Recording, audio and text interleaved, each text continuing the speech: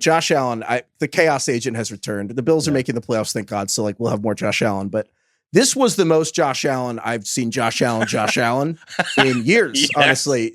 Josh Allen had 2 picks in the end zone. Horrific throws. First, 2 of the worst throws I was thinking this during the game. Patrick Mahomes does stuff on the football field I've never seen, but he does it on purpose. Josh Allen also does stuff on the football field I've never seen, but he does it by accident. You know. Yeah, but he has the memory of a goldfish. He doesn't give a shit. He just keeps going. He is genuinely a delight. Like, I think he's the most entertaining quarterback in the league. It's not even close. We still don't appreciate him enough. You know those like old movie trailers where it would be like that classic like movie trailer voice guy, whoever that is out there. In a world. And he'd be like, it was like, New York Times says, I laughed, I cried, I cheered. That is like what it's like watching Josh Allen. Like it's like the full spectrum of emotions. The is agony like and the ecstasy. Yes. Yeah, it's like, you're going to the theater. Yeah, they were comparing him to Favre and Elway, and I'm like, there's nobody like Josh Allen right now. Like, we really have to appreciate what we have. This dude threw 2 of the worst picks I've ever seen. Launching the ball down the field, he could have easily thrown it away. Instead, he chucks it into double coverage, 50 yards down the end zone. And then, of course, he comes right back, ends up finishing the game 30 for 38. 359 yards and 2 touchdowns after throwing those 2 picks. Yeah. The guy's incredible. He led the team in rushing. He's like a boxer. He's like Rocky. He just keeps going. The Rocky comp is so good, Craig. When we were watching this game, and it's so funny. This is going to be my biggest dad moment maybe ever. But the thing that I thought of when I was watching Josh Allen, if you've seen Band of Brothers, there's a character, and this is a real. I started watching it because it's on Netflix now. I started watching it this Saturday. DK. Great series, by the way. It's based on a Stephen Ambrose book, so it's a real story. These are real people that really did this shit in real life. And there was a guy named Lieutenant Ronald Spears, and there's a scene that happened in real life again in this series where Spears they're attacking a village that's occupied by Germans in France, and they need to get over to the other side to communicate with like the flanking like company or whatever. And so this guy Spears just literally runs through the middle of the town that they're attacking. And quickest way across, all the Germans, right? Straight through it. He literally ran like straight through the middle of this like little village where all these Germans are, like straight through the German lines. And all the Germans were so confused and befuddled and like in shock that they just didn't shoot him. He got to their side, did his shit, and then he ran back. And he survived both times. Like, this really happened in real life. I was like, this guy is like Lieutenant Ronald Spears. Like, he's just the most fucking badass guy. Dude, he's fucking happy. Like wild. You can't. He's fucking Happy Gilmore. Like, predict. He's Happy Gilmore. He's just first guy to take my skate off and try and stab someone. He's like, that was way to the part. Hitting a hole in one's way easier than putting. Why don't I just try to do that every time? Like, that's just like him launching the ball down the field. Yeah. I love him. It's so much fun to watch. That's the funniest thing you've ever said on the show. Josh Allen's like the guy in Band of Brothers who just runs straight through the line, like straight through the town. Everyone's like, what the fuck is this guy doing? It's true, because all the defenders who drop Josh Allen balls because they can't believe he threw it right at them. Like, that's right. So true. But yeah, anyway. I mean, Josh, 2 picks in the end zone, threw a ball off James Cook's hands in the end zone, threw a ball at the 1 yard line as time expired in the first half. That was just the first half. Like, all those things happened. So yeah, that was incredible. If Josh Allen and Dan Campbell are ever on the same organization, they might create a nuclear bomb. Yes, that's how we're going to power Earth going forward. So we'll get that energy. Both these teams made the playoffs, so we have more. The one thing I'll say, and we'll get to this. We're going to, and again, we're previewing the wild card round. We're previewing the playoffs. We're going to keep recapping the playoffs like this. We're going to have the NFL draft should come to on Wednesdays through the season, but. So we'll get to these teams again. The one thing I just want to point out, the Dolphins, in fairness, were very banged up. No Raheem Mostert for this game. No Jalen Waddle for this game. The Dolphins' rotation at edge has been decimated. I did more than that, actually, because decimated means 1 out of 10. It's like more all than that. Of them. Jalen Phillips, is, he's hurt. Bradley Chubb is hurt. Andrew Van Ginkel got hurt tonight, which has a very, like he's kind of like an old-timey name. Let's be real. I can't believe he's not like on the 50s, he's not in the movie Willy Wonka. Yeah, or the what's the Wonka movie called now? Just Wonka? Wonka. I don't know. But Van Ginkel's been huge for the Dolphins for years, and he got hurt tonight. So, frankly, and sorry to Carlos, but my actual assessment of the Dolphins is they're just not healthy enough to compete for Super Bowl. Like, if you just look at the teams that made the Super Bowl for 10 years, they're just not healthy enough. They're just not. They're not. So Devon Achane had a good game. We can talk about him later. I think he's the hardest person to rank in all of fantasy next year. I don't know what. We don't have to get into all that, but I already can see us arguing about like how high is too high for HN, because every time we put a number on it, I'm like, I think I'd take him higher. I feel like I'm going to have to personally recuse myself from ranking HN next year, just because I am too close to it. I'm too biased. Like it's like how judges. You can't rank your children. Yeah. Well, right. Exactly. Or as Sal would say, you can. It's really easy. I feel like HN has the numbers of like high efficiency, low touch player. He should be like 33rd.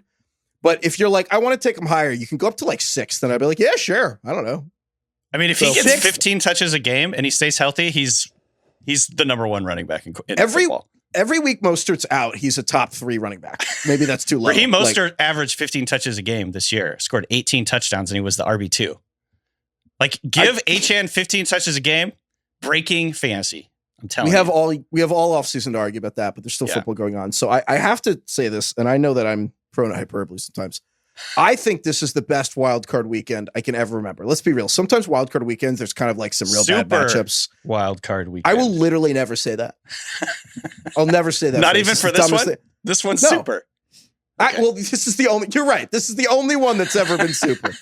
That's true. So just the whole bracket now that we got it. This is the superlative wild card round. Heifetz. This is Saturday, January 13th. We have the Cleveland Browns playing the Houston Texans. Best game, that right there. In my opinion. The Deshaun Watson trade. Can't wait without for that Deshaun game. Watson. Yeah. Flacco. The Deshaun Watson trade teams without Deshaun Watson in the wild card round. That's kind of weird. CJ Stroud versus Joe Flacco. The 8 p.m. Saturday, we have the Dolphins playing the Chiefs, as we just discussed.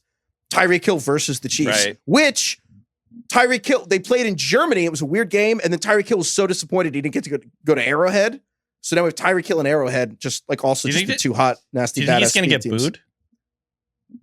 Or cheered? I don't know. No. It depends what he says when he's asked about. He's going to be asked about the Chiefs, and depends what he says. Sunday, we have the Steelers are playing the Bills, Craig. The spread couldn't be any bigger. Whatever the spread is, it's the spread is low. right now is 10. The Bills are giving 10. The Steelers are 130-1 to win the Super Bowl, and I think that's too low. What? Too low? I think if you ran this simulation 130 times, they don't win. Dude, 100. All right. First of all, the Steelers are like we take advantage of your stupid mistakes team, and we make slightly less than you. The Bills are like the ultimate stupid mistakes team. I don't know, man. They're the Craig. You just brought up the nice guys the other day. It's like, did you just fall off the roof? I don't think I can die. That's well, the Steelers. TJ Watt, I don't think I can die. Who was the name of that lieutenant who ran through the German town? That's the ultimate. I don't think I could die guy. That's actually the Steelers. Yeah, they're like, he's a path right there. It's hilarious in the playoffs. They're the only team that's not fun to watch that made it, but good for them. What's the meme with the dragons, with like the 3 really serious dragons, and then the 4th one's like it's like that's the Steelers. But so that's Sunday, and then we have Packers Cowboys. Mike McCarthy versus Dallas. Mike McCarthy versus the Packers. The entire reason Mike McCarthy got the Cowboys job, well, not the entire reason, 75% of the reason is that Jerry Jones makes the decision, and Jerry Jones was obsessed that Mike McCarthy and Aaron Rodgers beat the Cowboys in the playoffs twice. And now that Mike happens McCarthy's so much. When you lose to a team, you're like, I want what they have. I actually seriously think that people forget that the people making decisions for teams is they're just people, and that they're just tilting. And the most underrated aspect of team building is divisional politics of like, you know how many fast receivers the Raiders have drafted because the Chiefs had Tyreek Hill, and the Raiders were like, that's our thing. We have fast people. Like they drafted like Henry Ruggs, Trey Tucker, who was the guy? Darius Hayward Bay. The Raiders just take fast people because they're like, you know what I mean? Hey, Darius Hayward Bay had a really long career. All right. Sure. Lay off of Darius. We're not saying he was, he wasn't as good as his draft just kidding. stock suggests. Obviously not. Yeah. But anyway, the Cowboys just hired Mike McCarthy because he beat the Packers, and the Packers beat the Cowboys in the playoffs. And so we're for content here. This is win-win. The Cowboys advancing in the playoffs is great, and the Cowboys Mike McCarthy losing to the Packers with the Cowboys is also fantastic for us. Yeah, the narratives in this super wild card round are really great. There's a lot of great storylines. The writers nailed it this year, I got to say, even through the strike. The other one. This is the craziest one of all. The Matt Stafford Rams Sunday Night Football wildcard weekend. playing Jared Goff's Lions with, I mean, the two quarterbacks are traded for each other. I don't know if that's ever happened. How many times in playoff history have the two starting quarterbacks been traded for each other? Just swap.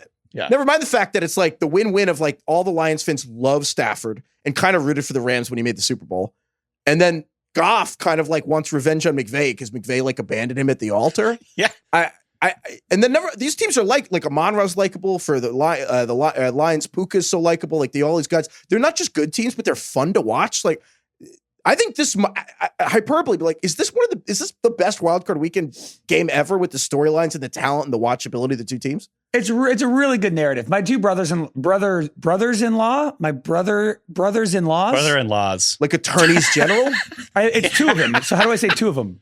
Like my two brother-in-laws. Son of a bitches or sons of bitches? I don't know. Brothers-in-law sounds wrong, but that's probably right. It's brothers-in-law. My two brothers-in-law. It's only one law. That's right. Law. Anyway, brother-in-laws. Those guys. I'd probably say brother-in-laws. Brothers-in-law. Brother-in-laws? I mean, if you're being technical, it's brothers-in-law. Also, because like Chinese and other Arabic, they have other languages have like the word for the brother is like my sister's husband, or like right. Why can't we just have there's a word for that? Yeah, or like it's weird that the word for my sister's husband is the same as the word for my wife's brother. Like English, it's the same word, but those are completely different things. We need to come up with one. Anyway, what are you saying? They're both LA born, love the Rams, and love Goff, and like fight for Goff. Oh, yeah, you were telling me about this. They just like adore him, maintain that he's a top 10 guy, that he like gets too much hate, and he's great. And they are so torn about this matchup.